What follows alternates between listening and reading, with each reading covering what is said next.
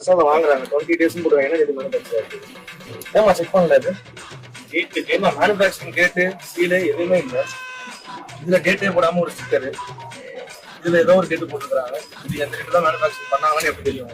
இல்லம்மா நீங்க சாப்பிட்டு அனுப்புறது இதுல வந்து டேட் இருக்கணும் இல்லையா? ஏதாச்சும் ஒரு டேட்டா இருக்கணும் இல்லையா? அந்த டேட்டை யார் ஆக்சஸ் பண்ண எப்படி நீங்க பாக்குறீங்க? அன்னைக்கு டேட் மேனுஃபேக்சரிங் பண்றாங்கன்றது எப்படி என்ஷூர் பண்றீங்க? ஆஹா, ஓஹோ, என்ன ஒரு ஆய்வுன்னா ஆய்வு இப்படித்தான் இருக்கணும்னு தாவேகா விசில் ஆதரவாளர்களுடைய பலத்த விசில் சத்தங்களுக்கு இடையில கோவில் பிரசாத கடைகள்ல கேமரா சகிதமா போய் ஆய்வு நடத்தி இருக்கிறாரு பெரியார் கொள்கையுடைய அறநிலையத்துறை அமைச்சர் திரு ரமேஷ் அவர்கள். இதுல என்ன புதுமைன்னு கேக்குறீங்களா? அங்கதான் நிக்குது நம்ம தாவேகா.